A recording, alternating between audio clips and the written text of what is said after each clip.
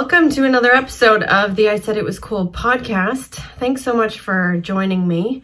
This is actually the first podcast that I ever recorded. So the technical bits are least sophisticated as far as how sophisticated I can even be. But it's kind of cool because this has been a journey and this is like a relic of time.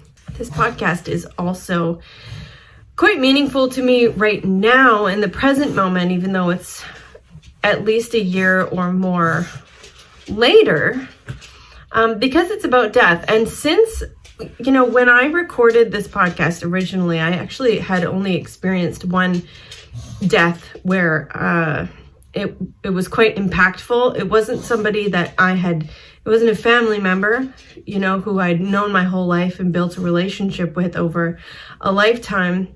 But it was a dear friend of mine, and the circumstances surrounding the death were tragic and traumatic. So I did have that experience, but since the podcast, I've actually lost two of my grandparents, and I just lost my grandma on the weekend. So I'm still obviously very freshly affected by grief. And so that's kind of interesting, just based on the timing. I'm putting this podcast out now, not actually because of the timing of the death of my grandma, but because the song that matches the podcast is still, and the very first lyrics in the song are, "Spring is here." So I actually have to get this out before spring is over, just like I felt the pressure to get winter out before winter was over. Still is actually a song that I wrote for my friend Courtney, because Courtney lost her mom when she was young, like in her early 20s, and also subsequently lost a whole bunch of people / beloved pet in a very short period of time. And I just find the knowledge that somebody I love so much has been through that astounding, and I always thought Courtney's somebody that I'm going to be looking to for, like when I go through this, I know that she has been through it and I can do this too. And I wanted to honor her losses as well by writing a song for her, because what else can you do? Like, that when somebody's grieving, there's nothing you can say to take it away. And there's really nothing you can do either. The only thing you can do is support them in ways that they ask for, which is often just either leaving them alone, as I'm realizing now. It's like, I don't want to talk to anybody. I don't want to see anyone. I don't want to do anything. I just want to be left alone to cry my eyes out all by myself, because I really don't love crying in front of people. But like Tristan, for example, my husband, is just, when I start to cry, he just comes to me and holds me. And that's all I need, is just to be held and for someone to be there quietly. So here we go. This is a podcast talking about what Courtney's been through, and maybe I'll be able to write about how it's been for me over the last year, losing my grandparents one day, but it's far too fresh for me to get into that right now. So I hope you enjoy this episode of I Said It Was Cool, featuring one of the most amazing human beings I've ever had the pleasure of knowing, Courtney Ghini. I just want to dive in and do it. Yeah. The reason that I chose you, obviously, is because you were the person I had in mind when I wrote the song. And I was starting to write about spring, and somehow it just morphed into it being more about grief and the changes between seasons, but of course metaphorically there's always another layer or level. And so it's like the changes between when things are cold and bare and tough to trudge through to get to that relief when the sun finally starts to come out and it gets a little warmer and it's easier to go out for walks. So of course we go through these dark periods in our life. And if we don't kill ourselves, we'll come out to a lighter day.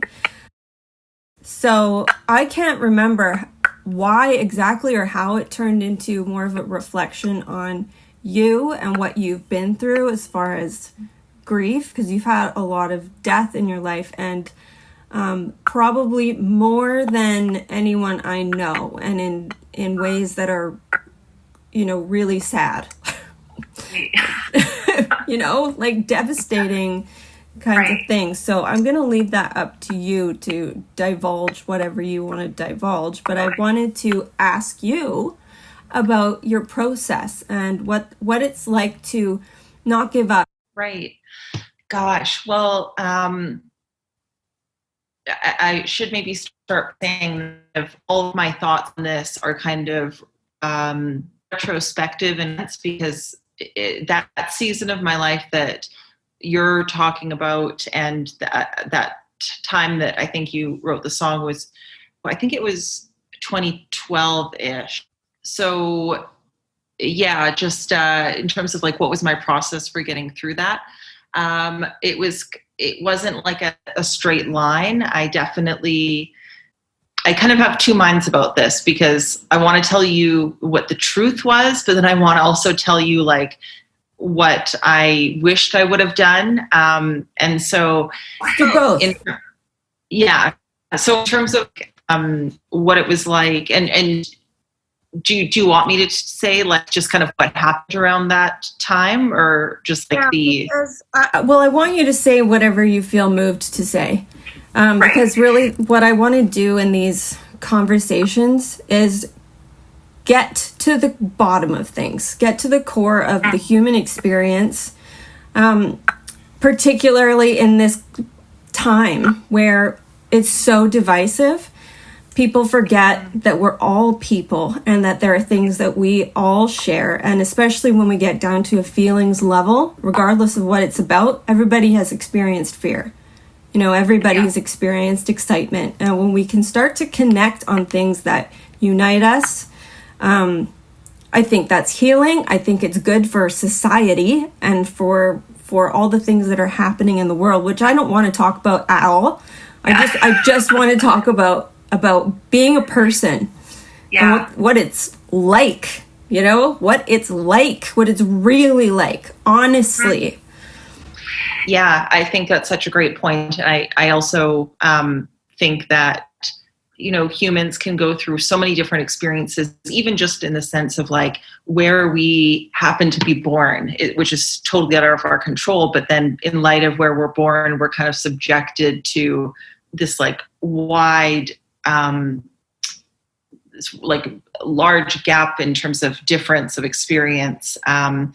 Like some people are just born into abject poverty and will probably never get out. And, we were fortunate to be born in North America. And my point in all of that is just to say that humans all experience the same range of emotions. Like there's no other emotion that people in Africa feel, or people in, the richest part of the States feel. It's the same range of emotions. It's the causes and conditions that incite those emotions differ, but so which is great, because that's such a unifying human thing is that we can all identify with what it's like to feel fear or shame or anger So anyways, I had just within like, I want to say maybe like a 6-month time span, a lot of people die, including I can't remember the order of things, but I think actually my dog might have been killed first, which I know is like whatever. But if you're an animal person, it's not whatever. Not whatever at all. And so I had my dog was killed. Both of my grandparents died, and they were very pivotal in my life. And then my best friend took her own life. And then I had like my last aunt and uncle. My mom has also passed away years prior, but my last aunt and uncle on her side also died. It was just surreal. And part of me wonders if that had happened today, would I have perceived it so surreally. Like, it felt so big. And I feel like I'm a lot more grounded in reality today, and my coping skills are a lot better. Whereas back then, and this is maybe like a word to the wise, I wasn't doing that well prior to those things happening in terms of just like emotional health, mental health, physical health. And so one thing I've learned from all of that is just, dig your well before you're thirsty. Like, make sure that you're on track, like physically, mentally, spiritually, to the best of your ability at all points in life, because you never know what's going to happen. And not in like a woe is me thing. It's just life happens. Like, so, and be as strong as you can at all times, just so you're ready for whatever. One thing that came to mind when you were just talking there was, even though you say, what would it be like? How would I process this if it happened to me today as opposed to back then? And yet, you wouldn't be where you are today or who you are today if you hadn't been through those experiences. So it's kind of hard to... That's so true. Yeah, that's such a good point, gauge actually. That. Yeah.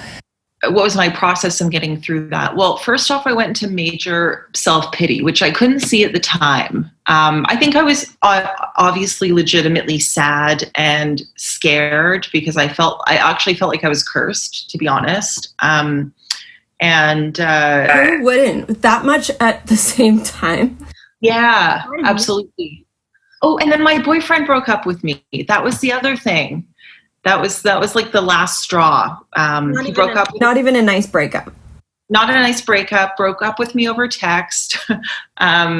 Like, never gave me an explanation. Yeah, so I was kind of losing it. And I think a sign that you're dealing with grief well is if you don't stay in an emotion for too long. Like, I think it's very natural to like have waves of intense sadness, mixed with like moments of odd laughter, or like it just, but for me, looking back, the sign that I was in self-pity was that I was just so deeply in the sadness. I had a lot of mental thoughts around it, and I envisioned myself as poor me, like, oh my gosh, I want everyone to see me as, oh, can you believe what happened to Courtney? And I'm embarrassed to say that, because it's like, my God, everybody has their shit in life. But at the same time, that is so crucial for you to say that, I think, because it's the things we don't want to say that when we say them, they have such an impact on people, on others, because they're like, me too. Oh my God. Like, I didn't admit that, but me too.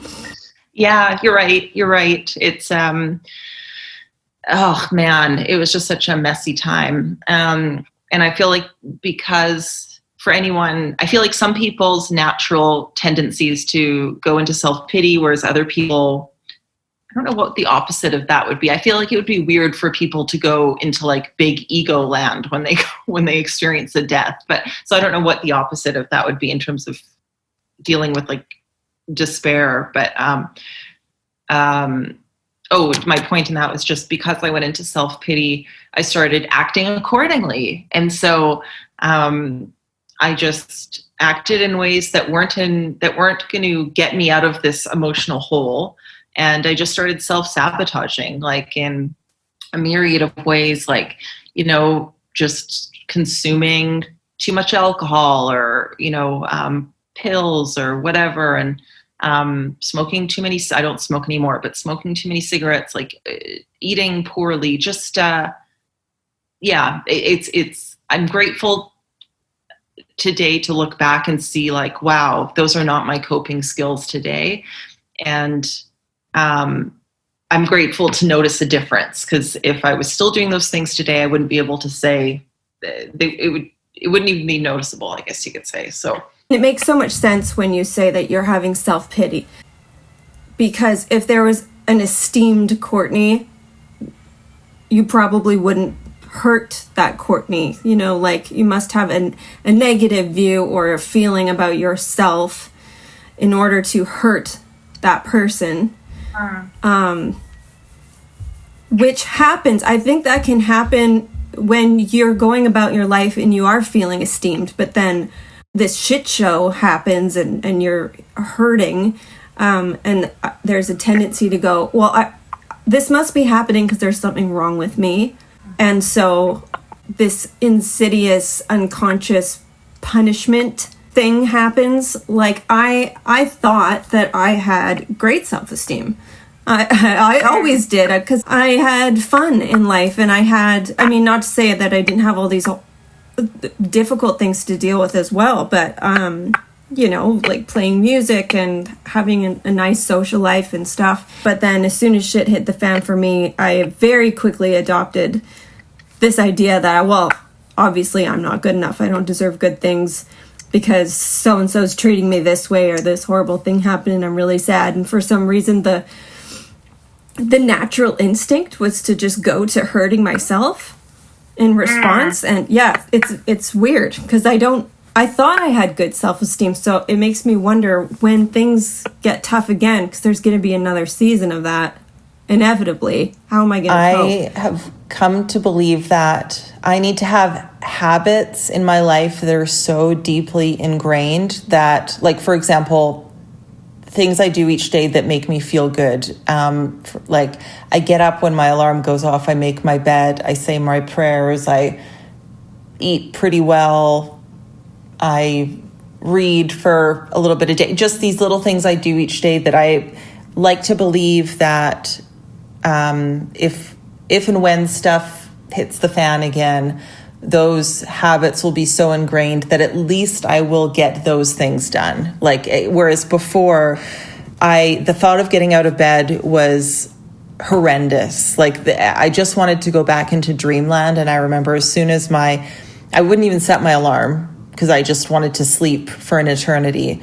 But as soon as I would become conscious, the doom would set in, and I was just like, oh my gosh, like, what am I going to do today? Just the anxiety, and am I going to shower? Like, I can't shower. Like, it's crazy to think that brushing my teeth, showering, getting dressed, putting on makeup, like, those things were almost insurmountable for a period of time. And so, I really believe that just having good habits deeply ingrained is so important. Wow, that's so insightful. Thank you for sharing that. The thing is, I have not dealt with grief resulting from a death. Which was the death I'm thinking of? Well, I didn't really... I didn't grieve that in any way. I grieved that through my dreams. That was a weird one. So, just for people who are listening, a friend of mine overdosed and died in our house. He lived downstairs, so we found him the next day, and I just went immediately into take care of the kid mode, because there was a kid in the house that he was kind of like a dad to. He wasn't his biological dad, but this friend of mine was taking care of him, and we didn't know that he was using. And so my instinct didn't go to, oh my God, I'm really sad, or what's going. It was just take care of the kid. Take care of the kid. And then I was confused as to why I wasn't crying. Which I guess, people say grief happens in all sorts of ways. And, he wasn't an immediate family member. He wasn't a boyfriend. So I think perhaps that had something to do with it. He was a great friend of ours that we loved very much. But my heartbreak around that was the thing that was going through my head when I had the one and only cry that I had was, this is so tragic that this amazing person who's so full of life, and he is funny, and he's loving, and he's great to hang out with, and he's talented, that's all done. There's no more of that for him. Like, he can't give to the world. He can't experience any more of that amazingness that he is. And that just struck me as gut-wrenching. Yeah. But that was less of like, I feel a loss. I just felt like he got so robbed. And then I had these dreams after where he came to me and he asked me if he should cross over. And I said, no, I think you should wait and just make sure that the kid is okay. And so he said, okay, I'll wait a bit.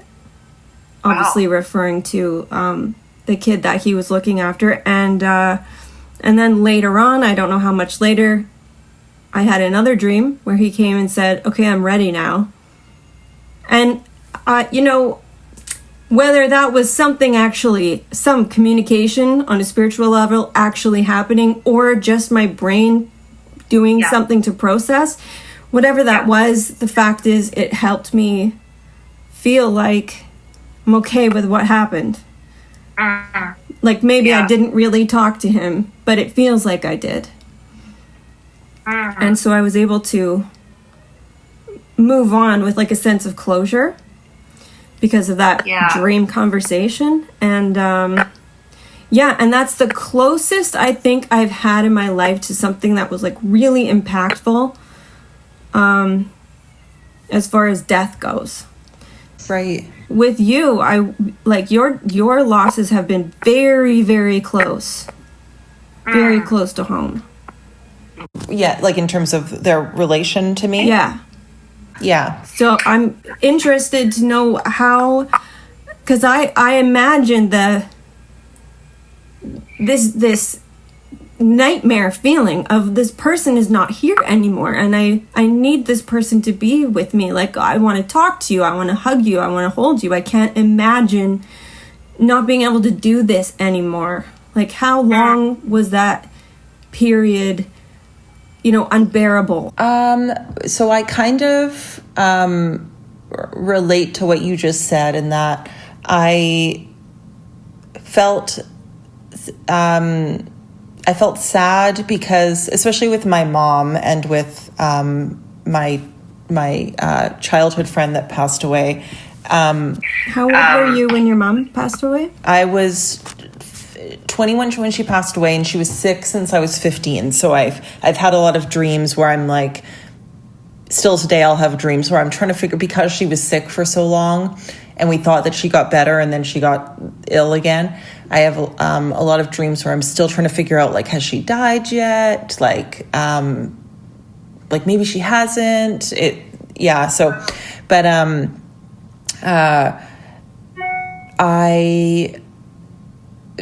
my brain is kind of going in a few different places. I need to say that prior to my mom passing away, I had a profound spiritual experience that changed my life. And so I think if I hadn't have had that, it's hard to speculate accurately on how things would have been different in terms of my processing of grief. But if I hadn't have had that, I think I would have probably struggled a lot more with her death and subsequent deaths. But I think my grief has been around how have these deaths impacted the other people that loved these people.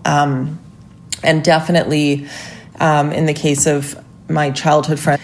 But in her case, I really felt like, she was just such an amazing person, like so smart and funny and beautiful, like truly one of a kind. So I feel sad that the world doesn't get to know her anymore, but also that she didn't get to hang on a little bit longer, because maybe she would have been able to find healing, because there's just always new developments in, healing modalities or whatever. And so her suicide was related to pain of an illness she had, correct? Correct. Yes, exactly. So I don't know. I think that I don't know if I'm in some ways the best person to ask, because I feel like the intensity was so linked to the fact that I had major self-pity around it, and I wrapped an identity of poor me around these deaths. And so I think since I've it's been, many years now since I've been really grounded and in a good place, but I'm curious to kind of observe how I cope with the next close person that passes away in my life. Like, will it be obviously very intense, but I hope that I don't attach my identity to it in terms of everybody feels sorry for me like I did in the past. Well, I think it's important to talk about that as it was, because plenty of people are probably have or are or will do that too and fall into the self. Yeah, I mean, you're right. it's not the most unnatural place to fall into when pain creates the shitstorm in your life, and it's easy to get ashamed of our behavior when we don't cope with things really well. And I think it's helpful to know that, hey, you're not the only one who coped with things in a way that you may wish you didn't. That's such a good point. And I would never want anyone listening to this to feel ashamed for how they are or have coped with death. And I also feel like I need to say that I know people who have had young children die. And so I feel like in comparison, I know grief is grief, but just I know there are people out there that have dealt with much worse things. So I by no means think that like I have the most tragic tale in all the world. It's worse than some, a lot better than others. So are there any lyrics that you actually recall from the song? Oh man. Here, I'm gonna send you the lyrics. Okay. So take a second to just peruse these lyrics, and we'll see if there's anything in there that stands out. Oh my God, yes. I totally remember the chorus. I can hear it in my head now that I'm reading the words. Oh, this is such a good song. I'm not going to get emotional.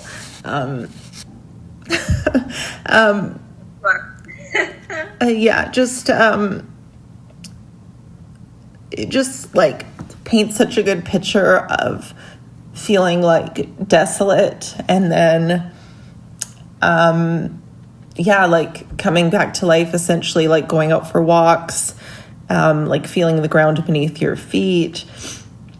And just like the idea of, and you'd say it's better off this way, but like I'd just rather that you were here. It just paints such a great picture of just kind of the like mental battle that you go through of feeling guilt over being upset, and then kind of like having moments of reprieve from that. And then just the imagery of like getting out for a walk and just like feeling solid ground under you is, just so, I feel like apt for when you start to feel like things are improving, like this won't last forever. I think that's maybe the key thing is, that it doesn't last forever, and, that change is change. Like just hang on, and, like the seasons, change is a constant. So just wait it out, and it will lift at a certain point. But in the meantime, try and do things that are good for you. That's so beautiful, so well said, and such a good way to kind of wrap up the topic too. Because with every song that I write, with maybe the exception of Last Resorts, I've always wanted to really illustrate the feeling, and a lot of times it's a painful feeling, whatever it is that I'm talking about, writing about, but put a silver lining around it and bring some hope to whatever that feeling is. Because I think in a way what I do with songwriting personally and therapeutically is I'm trying to write myself into a place where I can pick myself back up and keep going. Right. Yes. And so I love that you picked up on that, and you're able to exemplify that in your story as well, in your real life. Right. Yeah. Well, I know I was so honored when you wrote this, and it meant a lot at the time, and it still means a lot. I love you so much. I love you Thank you too. for doing this with me. My pleasure. Thanks for asking me. This was so fun. It shifted my energy for the evening in a good way. Yeah, me too. I feel great and excited to keep on with these conversations. Yeah, I love that you brought that emotion came out of it. I love that so much because I think it sets a perfect tone. Yes. I don't know if it was a friend of mine or something I was listening to, but the quote that feelings are indicators, not dictators. I just love that so much. I think I'll just quickly say that before my feelings were dictators and I was kind of dragged around by them, whereas now I see them as like, oh, okay, there's something going on, but I don't need to let that dictate the rest of my days now ruined. You know what I mean? I've got this intense look on my face because I'm like, wow, yes, wow. I can really identify with being dragged by my feelings. Me too. Like a ball and chain. I seek continued freedom from that. Oh, that's so inspiring. Well, I'd love to have you back sometime. Oh, at any time. I'm so happy that I got to see your face, and thanks for having me. You're welcome. Okay, bye. Love you. Bye. Spring is here, less resistance, always harder in the winter. Out for walks now, I feel the ground soft beneath my feet.